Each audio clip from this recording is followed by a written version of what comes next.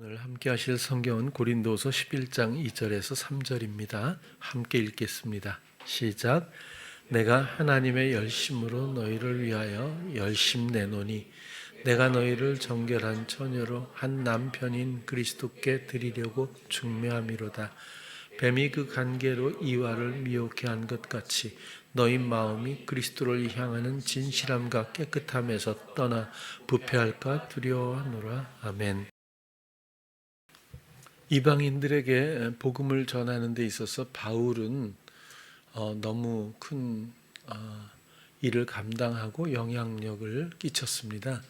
신약 성경의 13편의 편지가 성경으로 채택이 될 만큼 바울의 영향력은 대단하다고 볼 수 있죠. 바울이 결국 선교를 하고 교회를 세우게 되고 복음을 전하게 된 목적은 그 내용을 우리가 가끔 나눌 때마다 에베네도처럼 아시아에서 처음 익은 열매, 아시아에서 처음으로 자기 자신을 주님 앞에 산제물로 내어드린 사람, 이것이 나름대로의 그 선교 목적에 대해서 그 내용을 설명한 어떤 구절이라고 또 표현이라고 말씀드린 적이 있습니다. 그런 것처럼 오늘도 하나님의 열심으로, 하나님의 힘으로, 하나님의 능력으로, 하나님의 뜻 안에서 너희를 위하여 열심을 낸다. 그러니까 처음부터 자기 자신의 열정이나 의지나 노력이나 계획이 아니라 하나님의 그 열망과 소망, 그 모든 또 능력으로 너희를 위하여 나도 그 동일하게 통로로서, 종으로서, 청지기로서의 입장을 표현하며 내가 너희를 정결한 처녀로 한 남편인 그리스도께 드리려고 중매함이로다. 결국 바울이 한 일이 선교의 내용이 이런 거일 텐데 결국 중매, 한마디로 말하면 중매죠. 중매라고 하는 것을 그 사전을 찾아보면 하르모조라고 하는 단어인데 이것은 접합이란 의미가 있고 결혼하다 이런 의미가 있습니다. 접합이라고 하면 포도나무의 가지처럼 접붙임된 가지처럼 그런 연합체에 대한 결합을 생각할 수 있겠고, 결혼하다 이런 것들은 결국 사랑의 회복과 그 관계, 주님과 함께 사랑으로 조금 전에 특송을 했던 것처럼 이 땅에 오셔서 그 사랑을 이루고 우리의 사랑이 되신 그분과의 영원한 사랑의 관계가 결국 복음의 내용이자 목적이라고 보여질 수 있겠습니다. 그래서 중매라고 하는 표현을 비유로 썼다고 보여지죠. 결국 복음은 예수 그리스도와 함께 사는 것이고 또 주님과 함께 영원한 사랑의 관계다. 그렇게 또 설명할 수 있겠어요. 그런데 그냥 아무나 붙들고 중매를 한 것이 아니라 너희를 정결한 처녀입니다. 처녀는 물론 결혼하지 않은 딸이라는 뜻인데 사실은 결혼은 주님과 하는 것이고 그동안은 사단에게 농락당하는 어떤 그런 처지에 놓여 있었던 거죠. 사단과 결혼한 게 아니라 그저 간음한 것이고 혹은 성적으로조차 농락당하는 어떤 그런 비유를 우리가 생각하게 되는데 남편은 하나뿐이거든요. 그래서 한 남편입니다. 생명나무는 하나거든요. 가지는 많아도. 그래서 정결한 처녀로 한 남편인 그리스도께로 중매 드리려고 중매함이로다. 이것이 바울이 한 일인데, 정결하다 이 말도 깨끗하다라는 뜻도 있고 순결하다라는 뜻도 있고 완전하다라는 뜻도 있습니다. 그래서 그냥 중매가 아니라 반드시 정결한 처녀여야 한다. 그런 것들이 전제가 되는데, 그럼 정결하다는 뜻은 또 무엇일까? 세상에 타협하지 않고 충실하게 교회 생활을 한다든지 신앙생활에서 그런 것들을 찾아보는 것, 다시 말해서 행위에서 그런 기준을 우리가 찾을 것이 아니라 정확하게 보면 또 표현을 해주었는데 3절을 한번 다시 볼게요. 뱀이 그 관계로 이와를 미혹해 한 것 같이, 에덴에서 있었던 일이고 그때부터 이 원리가 모든 사람들을 장악하고 있다는 것들은 금방 우리가 알고 또 많이 나누었어요. 너희 마음이, 뱀이 선악과를 따먹어 그럼 죽지 않아, 하나님처럼 될 거야 라고 한 말의 내용이나 선악과를 따먹었다는 단순 행위가 문제가 아니라 그런 관계의 성립이 문제고, 또 그걸 먹음으로 말미암아 자기가 판단 주체가 되어버리고 만 자기 선택, 그리고 그 결과가 돌이킬 수 없다는 것이 죄성입니다. 그래서 사람은 이 죄성에서부터 다시금 의로 돌아갈 수 있는 출구가 없고 해법이 없는 거죠. 그것이 절망적인 상황인데, 어쨌든 뱀이 그 관계로 이와를 미혹한 것 같이, 그 목적은 뭐죠? 너희 마음이 그리스도를 향하는 진실함과 깨끗함에서 떠나는 것, 하나님으로부터 마음이 떠나서 자기가 주장자가 되는 것이고, 그러므로 말미암아 그 마음이 부패, 더러워지고 불결해지고 그 다음에 악에 물들어 버리는 거죠. 종노릇으로 그렇게 될까 두려워하노라. 이런 뱀의 관계의 원리는 지금도, 그때에도 고린도 후서를 쓰는 이 편지를 썼던 그 시간에도 충만했다고 보는 거죠. 지금도 여전하고 오히려 시간이 지나면서 엄청나게 진화되어서 이제는 모든 인생들 가운데서 일부분, 아니 어찌 보면 본체처럼 느껴질 정도로 중독되고 말았습니다.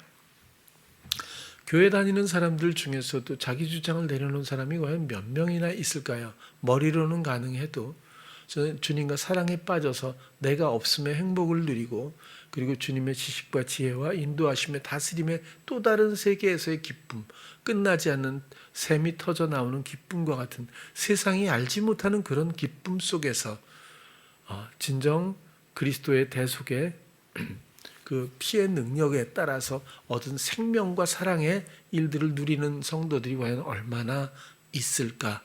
이런 것들은 꼭 데이터가 필요한 것이 아니라 일단 자기 자신부터, 내 마음부터 살펴보아야 할 일이고, 또 이것은 이루신 모든 일들에 대한 엄청난 어찌 보면 상실이라고도 그렇게 생각을 하게 돼요.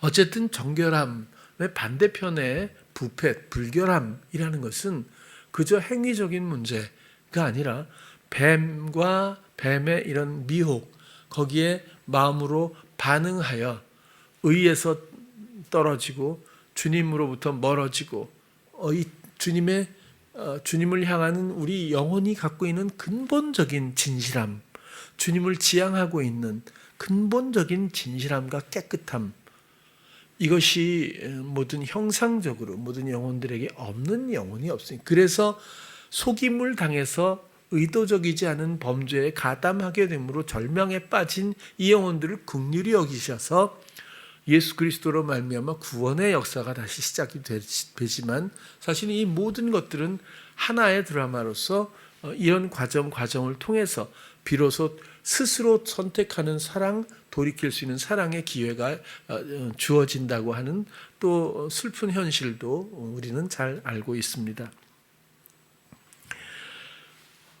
사람들은 지금도 문제를 넘어졌다고 하자고요. 그러면 이런 문제를 사단의 부추김으로 생각하는 사람들이 있어요. 근데 저는 그것은 좀 반도 아니고 그냥 틀렸다고 생각하는 거예요. 왜냐하면 모든 영향력은 내 마음에 있지 사단의 미혹에 있지 않기 때문입니다. 만약에 사단이 아담을 미혹했다면 어떻게 됐을까 싶어요. 왜냐하면 남자들은 좀 둔한 맛도 있고 타협이 잘 안 됩니다. 여자는 유혹에 넘어가는 속성이 좀 있어요. 그러니까 결혼할 때 보면 네 아빠가 그때 기타만 치지 않았어도 이 소리가 나오는 거예요. 그러니까 아무것도 아닌 사소한 일에 마음을 빼앗겨서 미혹되는 그런 속성이 있거든요. 사단은 뭐 모를 리가 없겠죠. 그런데 또 남자의 우둔함은 여자가 그렇게 하면 또 따라해요. 자기는 먹지, 여보 이럴 수가 있어, 이렇게. 당신이 어찌 하나님 앞에 이런 정도 되면 또 이 역사가 달라졌을 텐데 그걸 또 받아먹는 게 남자입니다. 그러다 보니까 같이 망하는 게 부부고 가정이 아닌가 조심하셔야 되는데, 아무튼 원리가 그렇다는 뜻이에요. 문제의 원인들은 사단의 부추김이 아니에요. 사단 탓하지 마십시오. 정작 문제는 자신의 마음이고 사단은 미혹할 뿐이에요. 내 마음에 받아들이는 건 자신의 선택입니다. 그래서라도 해법은 사단을 죽이는 것이 해법이 아니라 내 마음의 원함을 잘라내는 것이 해법입니다. 그래서 이 성경은 계속해서 내 마음의 잘라냄, 마음의 할례, 이런 것들을, 산제사 뭐 이런 것들을 얘기하고 있지, 성경에서 어디 성도들이여 뭉쳐서 사단을 죽이자 뭐 이런 얘기는, 사단을 죽여야 네가 건강하게 영적 생활을 할 수 있다, 이런 얘기의 권면은 우리가 잘 찾아볼 수가 없어요. 사단의 미혹은 필요악일 뿐입니다. 우리의 마음을 그쪽에 놓쳐봐야, 탕자가 집을 나가봐야 이런 거죠. 그렇게 해서 나의 주장이 얼마나 패역하고 사단과의 이 원리가 얼마나 하나님 앞에 부패하고 있는 건지, 부패한 건지, 우리의 영이 하나님의 형상 따라, 하나님의 사랑의 형상 따라 진실함과 깨끗함의 방향성, 지향성, 소망을 갖고 있음에도 불구하고 내 마음이 이 미혹에, 내 마음에 원하는 어떤 이 것들의 결합으로 말미암아 끊임없이 이게 생명력이 되어서, 지금도 여러분들 결혼할 때도 그럴 수도 있는 거고, 자녀를 키울 때도 그럴 수도 있는 거고, 사업할 때도 그럴 수 있는 거고요, 공부할 때도 그럴 수 있는 거고, 뭐 뭘 해도 가정을 위한다는 마음에, 주부의 마음에도 그런 것들이 원리가 얼마든지 있거든요. 자기 주장인지를 몰라요. 그냥 이게 옳다고 생각하니까 하는데, 그 옳다고 생각하는 원리를 에덴에서부터 수많은 경우의 수들을 계속해서 축적해 놓은 것들을 유전받아 그런 어떤 환경 가운데서 아주 익숙하게 그런 행하면서도 주님의 뜻과 멀어져 있다는 것조차 잘 분별을 못하는 상황이라고도 보여지거든요. 그래서 하나님이 원하시는 건 우리의 마음이고, 그리고 하나님의 앞에 약속은 딱 하나입니다. 할례. 할례 받지 않은 백성이라고 하는 것이 왜 사람의 살을 베는 것을 뭘 그렇게 좋아하시겠어요? 그게 아니고 유전되고 있는 생식기에 그런 일부분을, 끝을 잘라내지 않습니까? 이런 유전을 이제 그만 잘라버리고 새로운, 다시 말해서 마음의 원함이라고 하는 모든 죄의 근원, 이 원함, 에피디미아를 잘라버리는 거죠. 정과 욕심을 자르는 거죠. 그래서 파데마와 에피디미아라고 말씀드린 그 부분을 십자가에 못, 이 죄거든, 죄의 근원이거든요. 죄의 생명력이기 때문에 이것을 십자가에 못 박아야, 그렇죠? 육체와 함께. 그래야 비로소 새 생명, 그리스도의 생명, 사랑 앞에 화목한, 또 하나님 앞에 이야기할 수 있는 모든 영적인 깨끗함으로 회복이 가능하거든요. 이 옛사람을 두고는 전혀 갈 수 없는 세계랍니다. 이거 공유가 되질 않아요. 우리가 살고 있는 이 지금 차원의 이것만이 전부가 아니라는 것은 여러분들이 충분히 알 수 있을 겁니다. 전혀 다른 세계가 얼마든지 얼마든지 복합적으로, 또 혹은 다양하게 얼마든지, 얼마나 있을지 나도 몰라요. 우주가 얼마나 크고 별이 몇 개일까요? 그렇죠? 확인된 것 말고는 말할 수가 없는데, 확인도 얼마나 됐는지도 잘 모르잖아요. 그리고 이것이 계속 늘어나고 또 생성되고, 이 변화를 어떻게, 언제, 이걸 뭘 어떻게 하고 있을까요? 사람은 좀 굉장히 나약한 영역에서 그 정도의 지식을 가지고 또 그 정도의 공간에 갇혀 있는 느낌인데 어쨌거나 하나님의 세계를 알까요? 그러나 지금 우리가 마음의 할례와 산제사를 드리고 난 후에 주님의 사랑 앞에 서면 천하보다도 우주보다도 귀한 우리의 영혼에 대한 하늘의 영향력과 원리와 지식과 지혜들이 우리에게 주어진다는, 그렇게 느껴지고 인식되는 새로운 세계가 있다고 하는 것. 그냥 이 옛사람의 이 몸과 옛사람의 성정과 지식 안에서 알게 되고 느끼게 되는 어떤 기쁨이나 교감이 전혀 아니라 전혀 다른 세계에, 하나님 나라에 그런 어떤 교감, 감각을 갖게 된다는 것은 아마 많은 사람들이 경험해 보지 않았을까 싶은 거예요.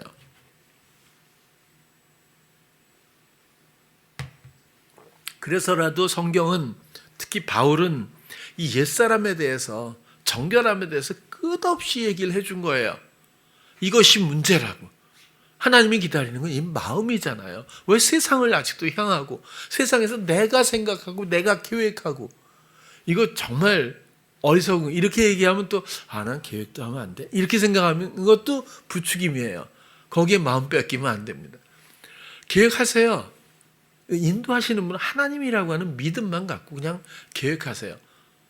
저는 그렇게 해보거든요. 그걸 나는 공상 혹은 상상으로 얘기를 드리는데, 지금도 삶에서 혹은 아이들과 하는 이런 작은 사업에 주님의 인도를 받기 위한 어떤 그런 것들을 알려주고 있는 이 공간 안에서 수많은 생각을 해요. 왜? 나는 나대로 경험이 있기 때문에 이런 경우에는 이렇게 될 거야.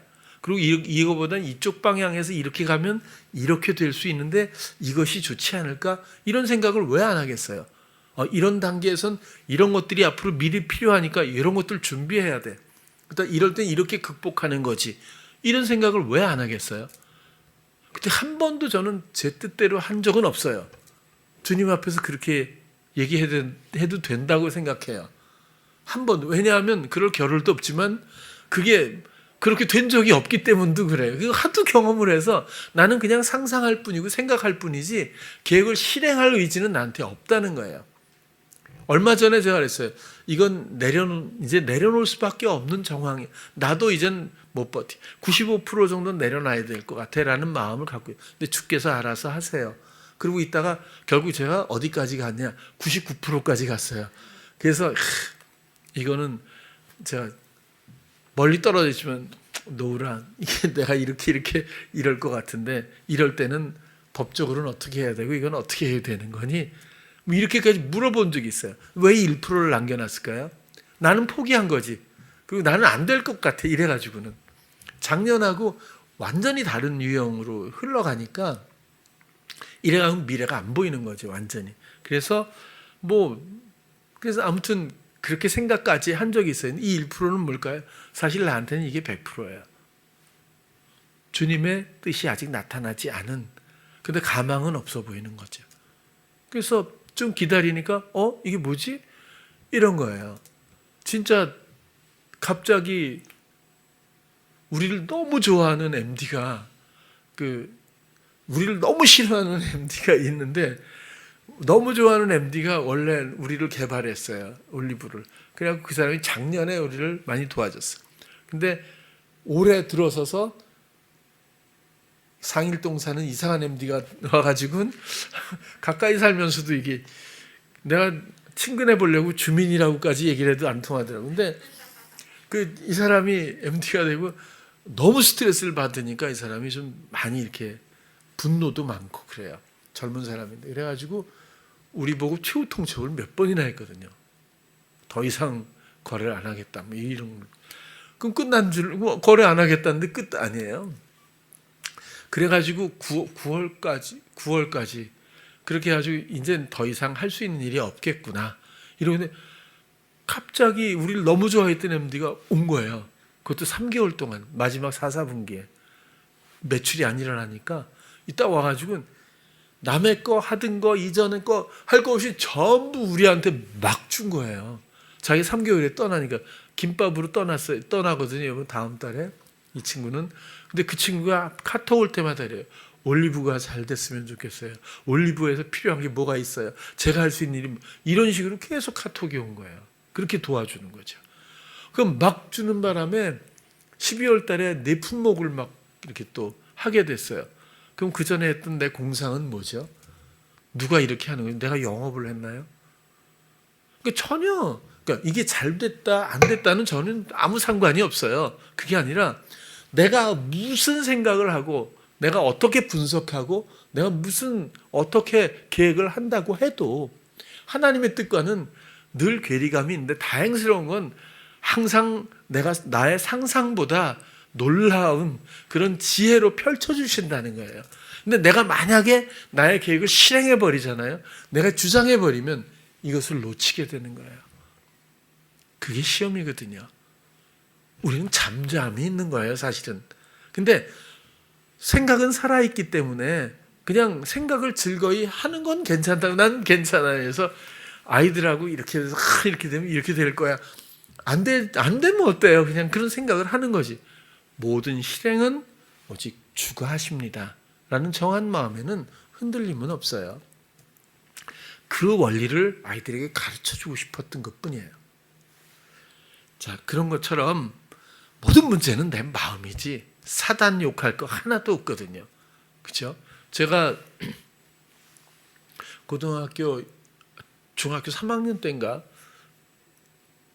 그 집이 전농동이었어요. 아버님이 군인이고 처음으로 단독주택을 사가지고. 근데 청량리에 대왕 코너라고 있었어요. 청량리 로타리에. 지금 무슨 백화점일 텐데, 옛날에 백화점. 거기로 가는데 걸어서 이렇게 가잖아요. 학원이 거기 있었어. 학원을 가는데 588을 지나가요. 588이라는 건 긴 그 골목이 굉장히 긴데 홍등가거든요. 몸을 파는 아가씨들이 이렇게 나와 있어갖고 옷을 야사시한 걸 입고 이렇게 지나가는 행인들이 있으면 남자들이 이렇게 붙들어갖고 끌고 들어가고 그래요. 근데 난 어리잖아. 중2 때, 중2인가 때 144였나? 키가 148이었나? 되게 조그만했어요. 고등학교 1학년 때 확 커버렸어, 내가. 뭐 확 큰 것도 얼마 안 컸지만. 이게 아무튼 되게 조그맣고 애가.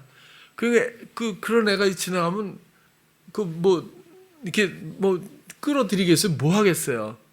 근데 어떤 장난기가 많은 그 누나라고 해야 되는지 모르겠던 그 사람이 이렇게 있다 나를 이렇게 확 밀쳤어.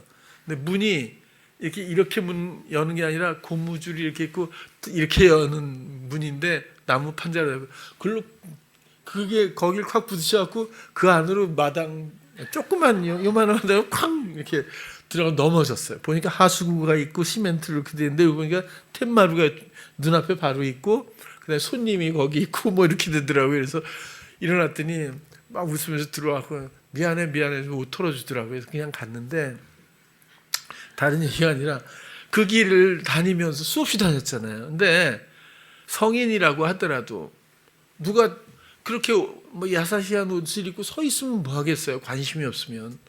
마음에 음욕이 있으면 꼭 아주 좋은 길이나 어려운 길 둘 중에 하나가 되겠죠. 그게. 근데 아예 관심이 없으면 그냥 그 사람들은 그 사람들이고, 그죠? 그냥 지나가면 되잖아요.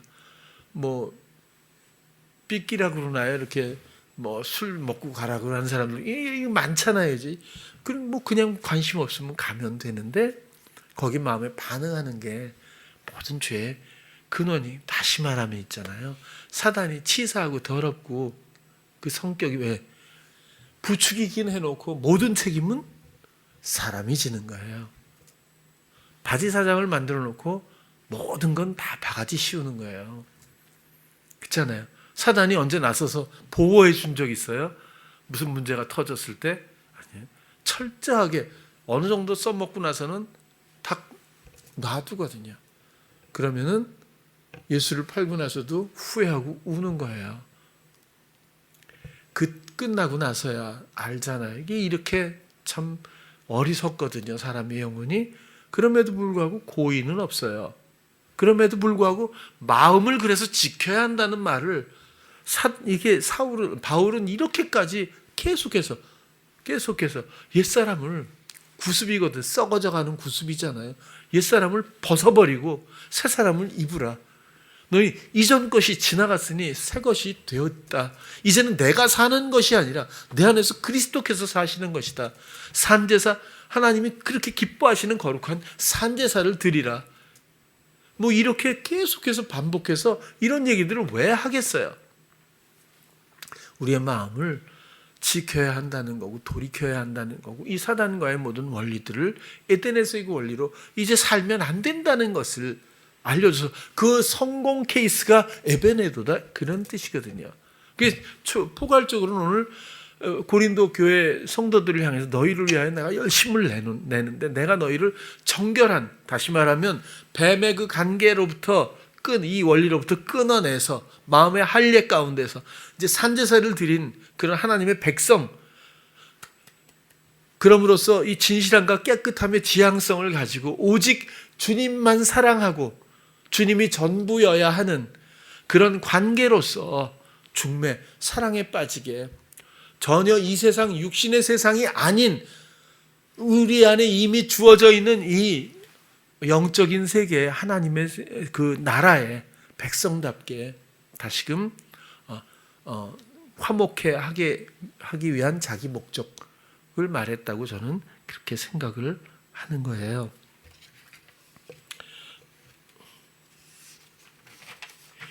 그 새롭게 하소서를 봤더니 너무 돌리다가 짧은 그 순간만 봤는데요. 어떤 목사님인데 미국에서 헌신하고 열심히 교회 생활하고 하다가 자기는 정말 잘하는 줄 알았대. 자기는 정말 부끄러움 없이 헌신하고 성실했다고 주님 앞에 생각을 했대요. 근데 어느 날 주께서 기도 중에 말씀을 하시더래요. 너는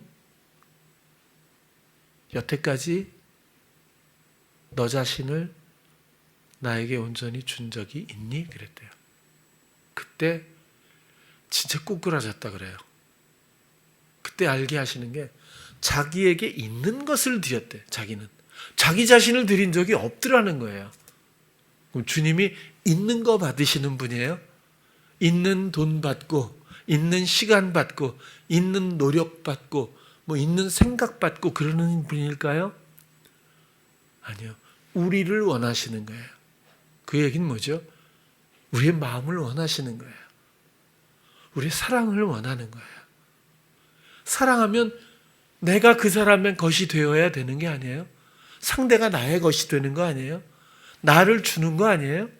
아주 단순한 원리 아닌가요? 나에 있는 것을 주면 사랑이라 말할 수 있을까요?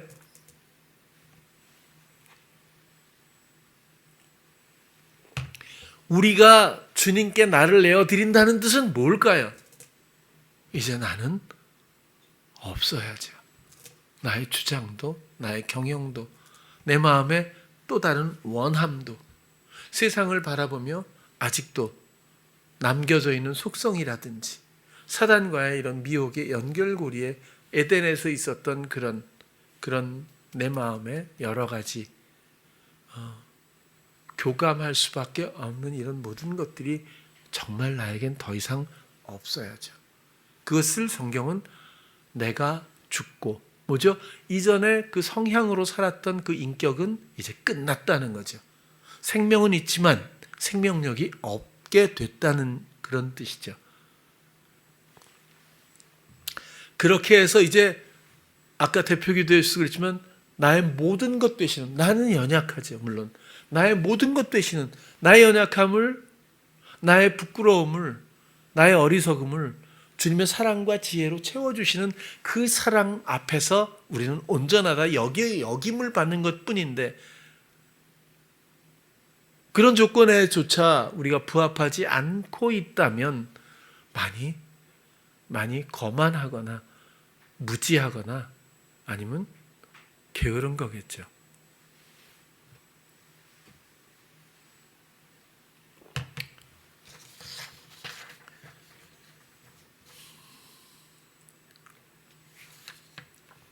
그래서라도 오늘은 나는 과연 산제사를 드렸을까? 몇 가지 한번 물어볼게요. 여러분 한 가지라도 예. 여기 OX에서 그럴 수 있다면 여러분은 당신은 산제사를 드렸나요? 이렇게 또 혹은 뭐 당신은 마음의 할례를 받은 하나님의 백성입니까? 조용하죠. 여러분은 지금 옛사람을 진정 벗어버렸나요? 이렇게 당신은 예수님과 함께 동행하고 사랑으로 함께 살고 있나요? 너무 어려운 거예요. 여러분 당신은 이전 것이 지나가고 새 것이 정말 되었나요? 여러분은 이렇게 거듭났나요? 다시 태어난 거 맞아요? 뭐 이렇게 물어보면 한 가지라도 자신 있게 이렇게 할 수 있어야겠죠, 그죠? 같은 얘기니까 이 다 같은 얘기 아니겠어요? 정말 그러길 바라는 거예요. 그래서 저도 25년 동안 이러고 있었잖아요.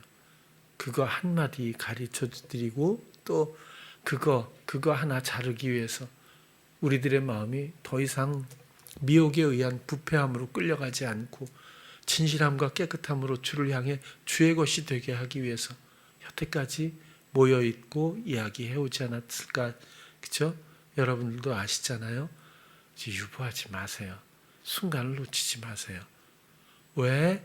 종로르셀의 세계에서 애굽에서 일어나 보지도 못하고 끝나려고 하세요? 그죠? 그리스도로 말미암아 그리스도의 몸을 찢고 우리를 구원하신 하나님 나라의 백성다운 또 다른 세계로 인도를 받아야 맞고 그것을 누려야 맞고 그것으로 증거하고 또 구원의 통로들이 되어줘야 비로소 하나님의 뜻을 이루는 영적인 가족들이 될 텐데 뭐 이렇게 마음의 할례, 산제사, 뭐 옛사람 이런 것들은 단순한 신앙생활의 규칙이 아니잖아요. 이것은 산제사를 드리고 이전 것을 이런 문제가 아니라 그리고 이건 목적이 있다는 거예요. 산제사를 드리는 것 자체가 아니라 그러면 영화로움이 있어요. 그땐 나는 죽고 나를 포기하면 그리스도의 세계가 열리는 겁니다. 처음부터 끝까지 알파부터 오메가 되신 예수 그리스도의 섬김이 놀랍도록 펼쳐지는 거예요. 이것을 포기당하게 하는 거거든요. 저도 주님과 사랑에 빠진 때가 있었다고 했잖아요. 저는 언젠간 그런 생각도 해봤어요. 주님과 사랑하고 무엇이든지 같이 이야기하고 그 무엇이든지 알게 하시고 무엇이든지 지혜로 보고 말하게 하시고 또 여러 가지 은사를 주시고 마음에서 아주 순결하게 주님과의 사랑의 세계를 펼치고 맛보게 하시는 여러 가지 그런 또 시간과 경험들이 있었어요. 저는 그게 이상향이라고 생각했을 때가 있었어요. 다시 그 시간으로 돌아가야 해. 다시 그 공간을 확보해야 돼. 그렇게 생각한 적이 있었어요. 그러나 지금 절 보고 말하라고 한다면 지금 이 순간에는 그럴 필요는 없다. 그런 거죠. 지금 내가 내 마음을 나의 정한 마음을 내가 내 마음의 원함이 없이 세상의 상황의 그 어떤 것에도 내 마음을 줄 이유가 없는 정한 마음을 내가 주께 드리고 있다면 나는 내 자리를 찾은 것이다 라고 다른 관점에서 말씀드리고 싶어요. 여러분들도 마찬가지거든요.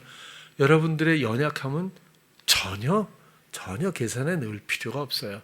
여러분들 우리들의 어리석음은 사랑의 조건일 뿐이지 어떤 측면에서는 이것이 결격 사유가 절대로 되지 않는다는 거예요.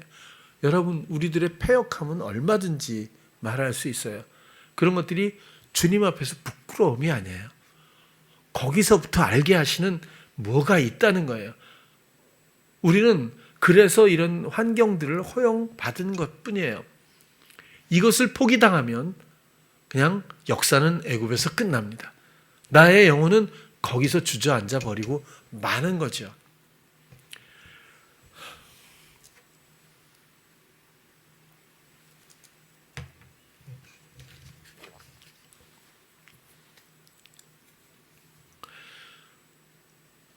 주님과의 사랑에 빠졌을 때에 일부분 느낌의 또 상황, 그 정황들에 대해서 말씀을 혹시 드린다면,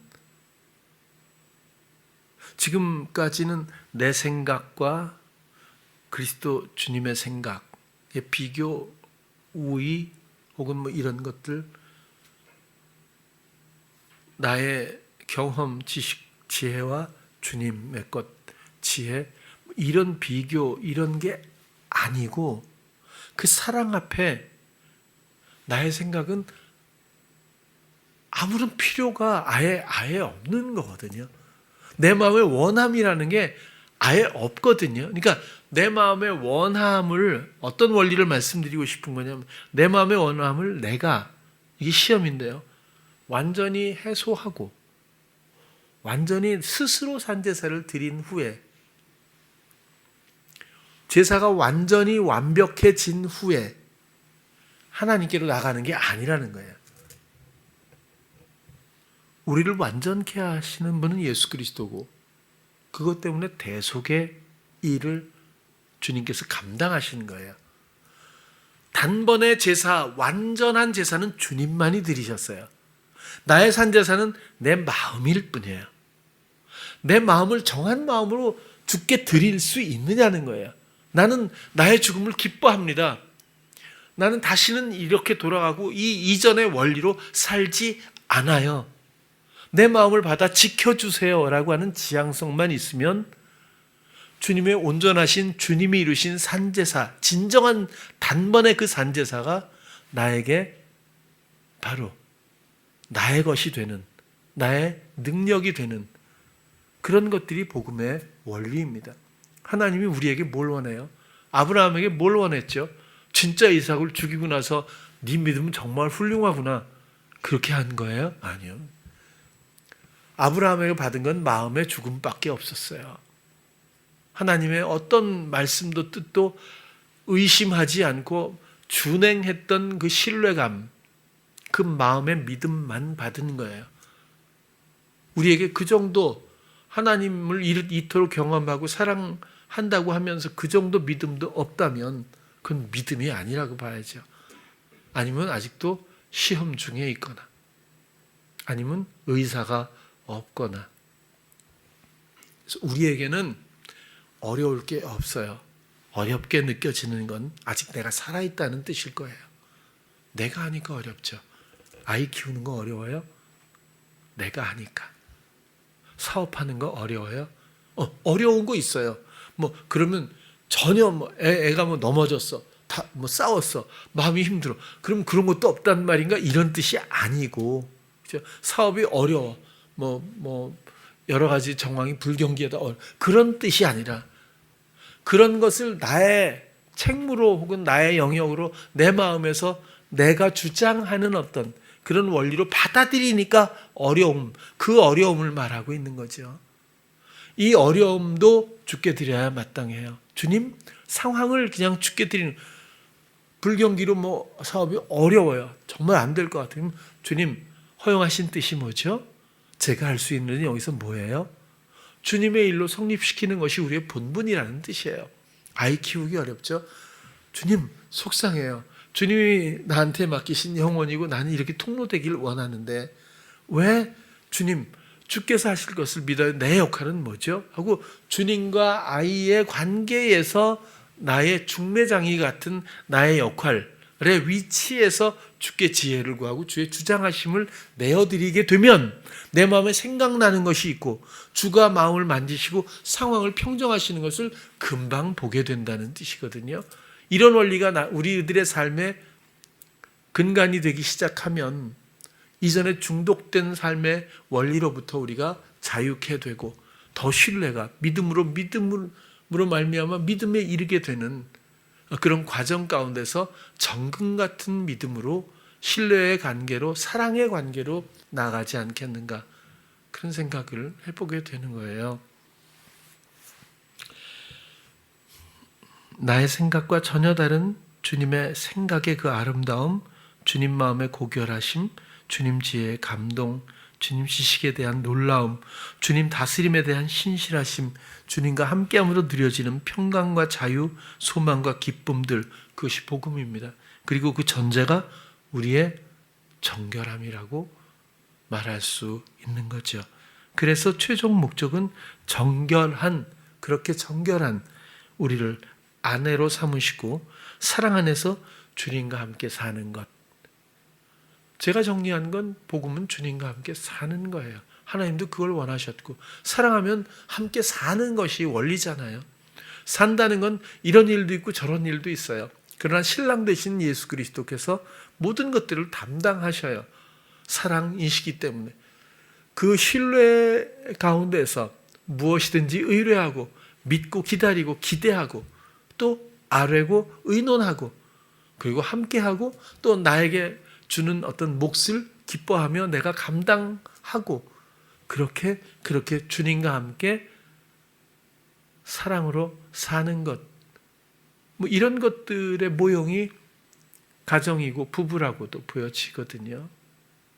결국 영적으로는 우리 모두가 이렇게 주님의 사랑의 아내들이 되어 함께 사는 것이 복음의 궁극적인 목적이고 또 그러기 위해서 부디 사단의 관계로 미혹해 하는 것 원망하지 말고 내 마음을 먼저 지켜 마음을 자르고 그리고 이 정결함을 가지고 정말 주님을 사랑하는 그런 우리들이 되었으면 하는 마음으로 오늘 말씀을 나누었습니다. 기도하겠습니다. 사랑의 주님, 정결한 천을 제목을 가지고 우리가 나누었습니다. 우리는 너무나 어리석고 연약해서 언제나 미혹에 빠질 수밖에 없지만 이 모든 원인들은 미혹에 있기보다는 우리 마음에 남겨진 원함 때문이라고 저희들은 생각합니다. 이 마음의 원함과 그것을 실행하는 이 파데마와 에피디미아라고 하는 정과 욕심을 하나님 우리에게 없이 하시고 이 모든 것들을 기쁘게 십자가에 달아 생명력은 있다고 하더라도 생명은 있어도 생명력이 없도록 그렇게 만들 수 있는 우리의 선택이 있기를 원합니다. 우리가 옛사람을 벗어버리려고 노력하는 것이 아니라 우리의 진실한 마음을 주께 드려 주님의 대속의 힘으로 말미암아 모든 단번에 이루신 완전한 제사가 나의 것이라고 하는 그 그리스도의 능력을 힘입길 원하고 또 그리스도께서 우리에게 주시길 원하는 하늘의 모든 상속들을 기쁘게 받으며 또 다른 세계를 하나님의 나라를 함께 걸을 수 있는 우리 모든 성도님들 될 수 있도록 인도해 주시옵소서. 예수님 이름으로 기도드렸습니다.